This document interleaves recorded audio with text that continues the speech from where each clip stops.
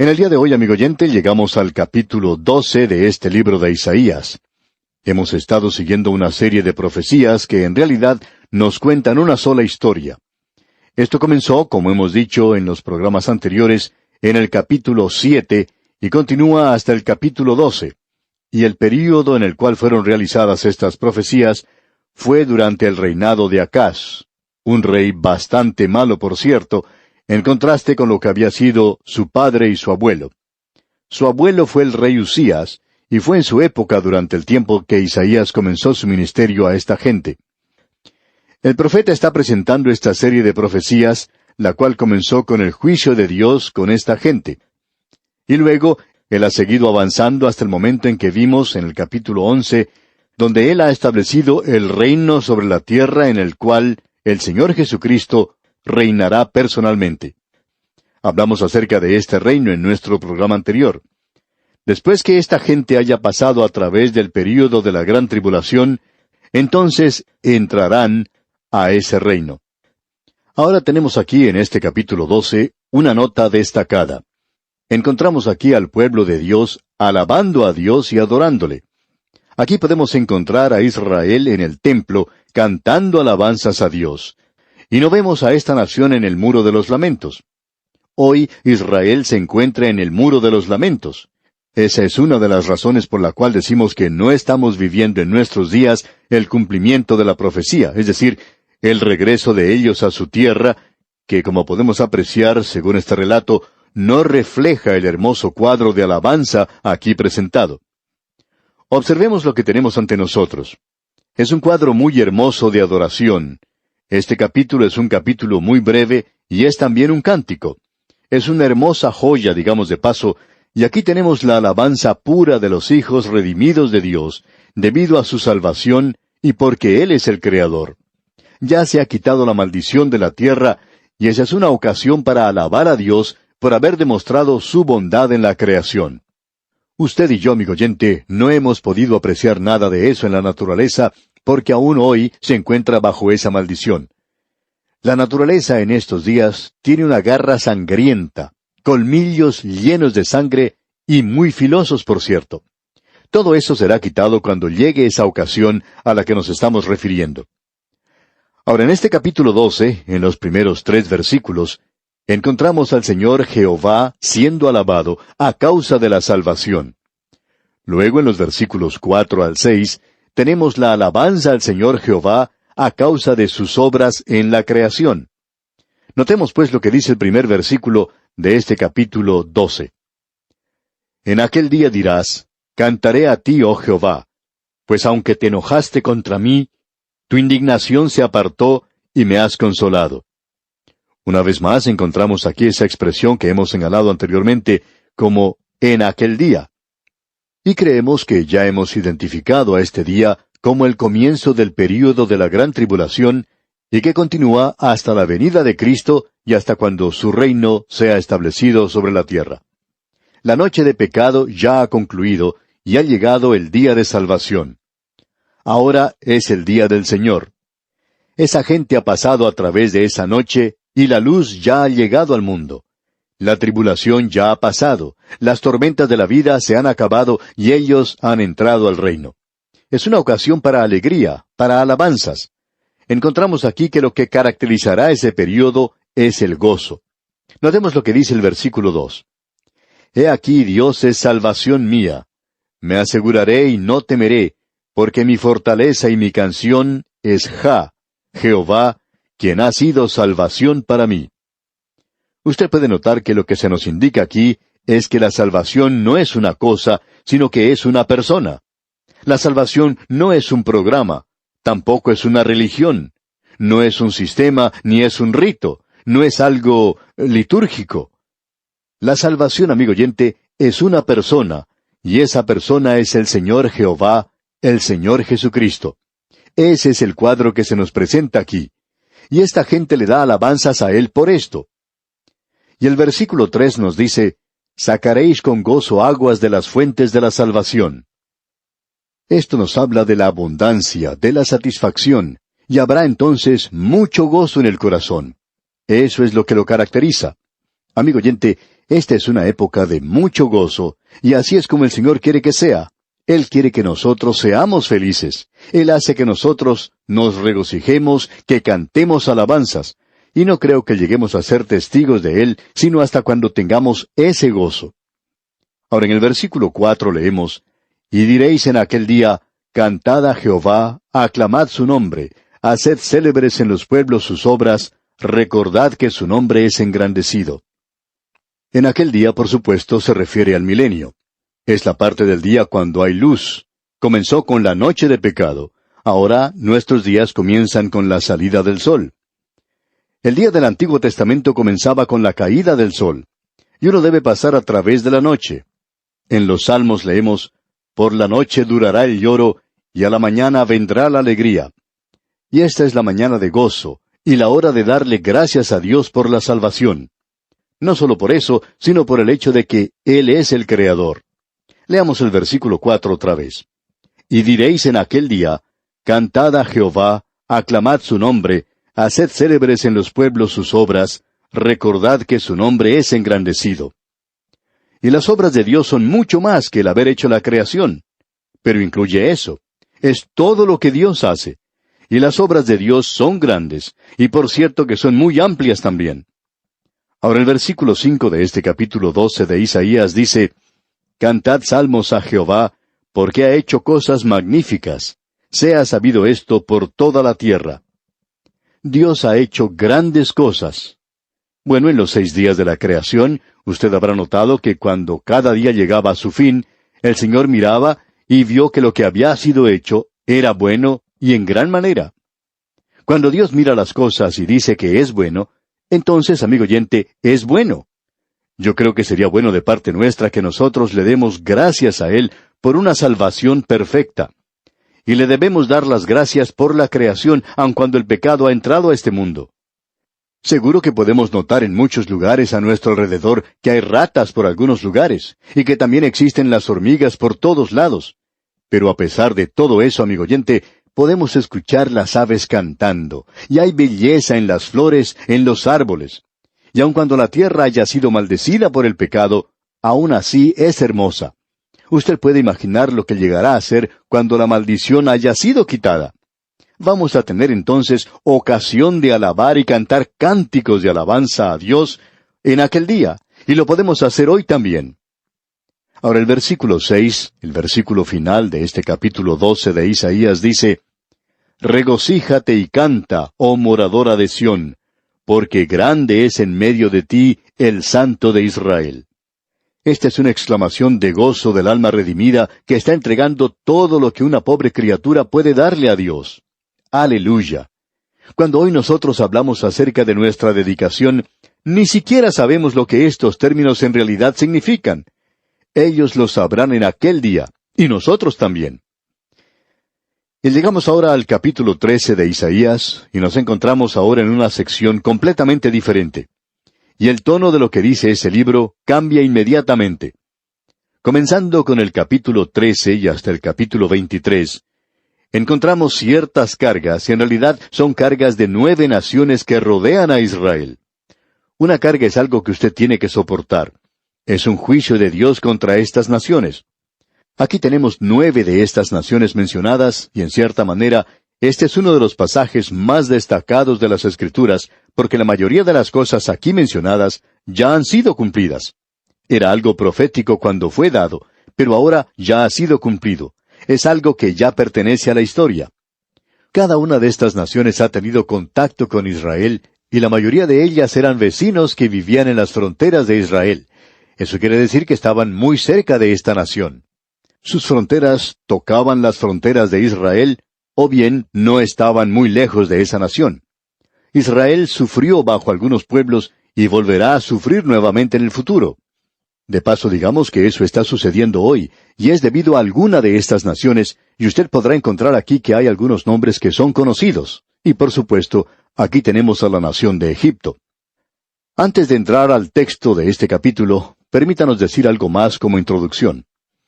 Debemos decir que algunas de estas profecías son para algunas naciones cosas del futuro, pero también que otras ya han sido cumplidas, Y esta es una de las grandes verdades de que esta es la palabra de Dios, la profecía cumplida. Y esto hace de estos 11 capítulos algo muy importante, y vamos a ver más adelante, como vimos en la sección anterior, que Asiria era el opresor, pero aquí vamos a tener otro grupo de naciones, comenzando con Babilonia. Y la carga aquí es juicio. Y uno puede intercambiar estas dos palabras, carga y juicio, y el resultado siempre sería algo correcto. Esa sección que tenemos ante nosotros no fue algo que hiciera de este profeta una persona muy popular. A los profetas no les gustaba entregar esta clase de mensajes. No era la mejor forma de hacer amigos, pero la persona que tiene que entregar malas noticias no está buscando ganar algún concurso de popularidad. En el versículo 1 de este capítulo 13 de Isaías, encontramos algo en cuanto al juicio de Babilonia. Y allí leemos, profecía sobre Babilonia revelada a Isaías, hijo de Amós. Ahora, la palabra que ha sido traducida en este versículo como profecía, viene del término hebreo masa, que significa carga, una cosa pesada, y tiene que ver con lo que acabamos de mencionar anteriormente. El mensaje es como una carga, porque en él se revela la ira de Dios, y es duro para el profeta el predicarlo. Aquí estamos hablando literalmente de la ciudad de Babilonia, y esto es algo destacado porque en los días de Isaías era un lugar muy significativo. No fue sino hasta un siglo después que Babilonia llegó a ser un poder mundial, y Dios había pronunciado ya su juicio sobre Babilonia aún antes de que este país llegara a ser una gran nación. Esta sección no finaliza con la carga de estas 9 naciones, sino que continúa a través de 6 ayes en los capítulos 28 al 33. Y luego esto concluye con la calma y la bendición después de la tormenta. Una vez más, tenemos un cuadro milenial en los capítulos 34 al 35. Y aquí en este capítulo 13 tenemos entonces el castigo de Babilonia en el día del Señor. Opinamos que esto lleva una mirada hacia el período de la gran tribulación para su cumplimiento final. Y luego tenemos aquí la destrucción de Babilonia en el día del hombre. Lo primero es mencionado en los versículos 1 al 16, y luego en los versículos 17 al 22 tenemos la historia antigua cumplida. La gran tribulación y luego la historia antigua cumplida. Note usted ahora lo que queremos decir acerca de esa ciudad de Babilonia. Llegó a convertirse en una de las grandes ciudades del mundo antiguo. En realidad, llegó a ser la primera gran potencia mundial, y así fue reconocida por el profeta Daniel en el capítulo 11 de su libro. También en su visión, Daniel pudo decirle al rey Nabucodonosor, «Tú eres esa cabeza de oro». Fue el primer gran imperio mundial. Fue una gran potencia mundial. Ahora, en cuanto al futuro de Babilonia, cuando fue dado, creemos que probablemente deberíamos presentarlo en la escena de la época antigua, y sería que Babilonia iba a ser reedificada. Y aún así, él dice que nunca será reedificada. Aquí vamos a poder ver que Babilonia es también un símbolo de una rebelión unida contra Dios, y comenzó allá en la Torre de Babel, y finalizará allí cuando lleguemos a observar lo que nos dicen los capítulos 17 y 18 del libro de Apocalipsis, donde podemos apreciar a una Babilonia religiosa y una Babilonia política que gobierna el mundo. El período de la gran tribulación caerá en el gran juicio de Dios. Posiblemente esta sea la primera mención de esto en la Escritura. Ahora el versículo 3 de este capítulo 13 de Isaías dice, «Yo mandé a mis consagrados, asimismo llamé a mis valientes para mi ira, a los que se alegran con mi gloria». Ahora, consagrado aquí no tiene el mismo significado que puede tener para nosotros hoy. Siempre lo hemos utilizado en relación al creyente, pero no siempre ha sido así. Todo lo que esta palabra significa es aquello que ha sido separado para un propósito específico. Y cuando es separado para un propósito específico, y es para el propósito de Dios, entonces es algo que lo hace muy especial. Todo lo que significa aquí es que Dios ha levantado a Babilonia para un propósito específico, y fue lo mismo que él hizo con Asiria. De Asiria había dicho, «Oh Asiria, vara y báculo de mi furor». Dios dice, «Yo te voy a utilizar para castigar a mi pueblo, y luego te juzgaré a ti». Y eso es lo que tenemos aquí en cuanto a Babilonia. Tenemos pues ante nosotros algo bastante destacado aquí. Y dice, Asimismo llamé a mis valientes para mi ira. Ahora se nos dice hoy que cualquier cosa puede ser consagrada, si es algo que ha sido separado para el uso de Dios o las criaturas de Dios. En la primera epístola del apóstol Pablo a Timoteo, capítulo 4, versículo 4, leemos, «Porque todo lo que Dios creó es bueno, y nada es de desecharse si se toma con acción de gracias, porque por la palabra de Dios y por la oración es santificado». ¿Y cómo es santificado? Esa es la razón por la cual nosotros siempre debemos dar gracias y orar a Dios por nuestra comida. Aquello que nosotros comemos ha sido separado para un propósito específico, el de alimentar nuestros cuerpos. Esa comida no es diferente de cualquier otra comida, pero ahora está siendo utilizada con un propósito especial, y tiene que ser separada por medio de la oración. Tenemos aquí ante nosotros que esta nación está siendo separada. Y Dios va a usar a Babilonia de la misma forma en que Dios usó a Siria como instrumento de castigo de su pueblo. Y luego Dios los juzgará, los castigará a ellos. Y en el versículo 4 de este capítulo 13 leemos, «Estruendo de multitud en los montes como de mucho pueblo, estruendo de ruido de reinos, de naciones reunidas, Jehová de los ejércitos pasa revista a las tropas para la batalla». Y creemos que esto nos aclara que no estamos hablando de la palabra santificado. Esta gente va a llegar a realizar el propósito de Dios y van a tomar cautivo al reino del sur de Judá. Y en el versículo 5 leemos, «Vienen de lejana tierra, de lo postrero de los cielos, Jehová y los instrumentos de su ira, para destruir toda la tierra». El pueblo de Babilonia será el instrumento de Dios. Y leemos en el versículo 6, «Aullad, porque cerca está el día de Jehová, vendrá como asolamiento del Todopoderoso». Esta profecía mira más allá de cualquier cosa que sea historia en el presente, y está hablando del día de la gran tribulación. Luego en los versículos 7 al 9 leemos, «Por tanto, toda mano se debilitará, y desfallecerá todo corazón de hombre, y se llenarán de terror, angustias y dolores se apoderarán de ellos, tendrán dolores como mujer de parto, se asombrará cada cual al mirar a su compañero, sus rostros, rostros de llamas. He aquí el día de Jehová viene, terrible, y de indignación y ardor de ira, para convertir la tierra en soledad y raer de ella a sus pecadores. En la gran tribulación, Babilonia llegará a ser otra vez una gran potencia en los últimos días, y es una potencia que destruirá a esta gente de la misma manera en que Dios lo hizo en el pasado. Luego lo hemos identificado con la gran tribulación. El versículo 10 dice, «Por lo cual las estrellas de los cielos y sus luceros no darán su luz, y el sol se oscurecerá al nacer, y la luna no dará su resplandor». Y eso ha sido profetizado otra vez por el Señor Jesucristo, allá en el Evangelio según San Mateo, capítulo 24, versículo 29, y también en Apocalipsis, capítulo 8, versículo 12.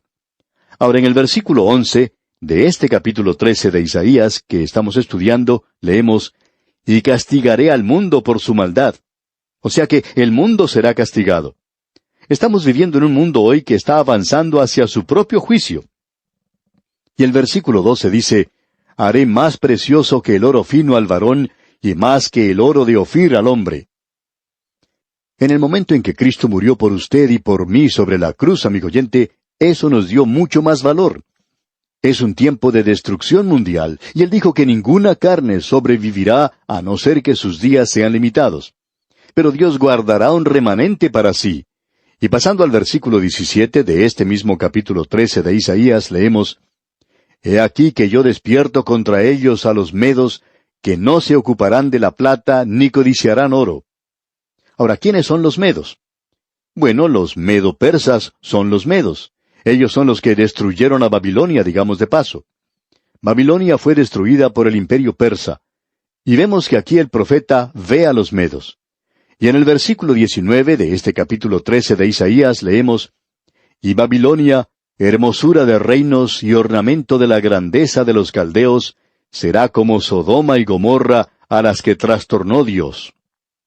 Esto ha sido cumplido.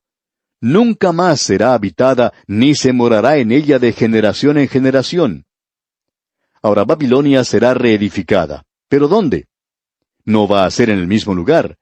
El río Éufrates ya está a un poco más de 20 kilómetros de distancia de las ruinas de la antigua Babilonia, y las ruinas están allí hoy como un recordatorio del hecho de que si usted permanece allí, usted contradice la voluntad de Dios. Pero permítanos advertirle, amigo oyente, que usted no puede edificar una ciudad allí y nunca ha sido reedificada. Pero Babilonia será reedificada, y en aquel día será destruida para nunca más ser reedificada. Las ruinas de esa ciudad permanecen allí como un monumento a la exactitud de la profecía que ha sido cumplida. No vamos a leer el resto de este capítulo 13, amigo oyente, porque todo esto ya ha sido cumplido. Dios mediante, en nuestro próximo programa, vamos a observar lo que nos dice el capítulo 14. Y a propósito, le animamos a que lea este capítulo 14 de Isaías, pues de esta forma estará usted al tanto de su contenido y sacará el mayor provecho posible de este estudio bíblico. Oramos porque el amor inquebrantable de nuestro Salvador Jesucristo inunde su alma, ahora y siempre.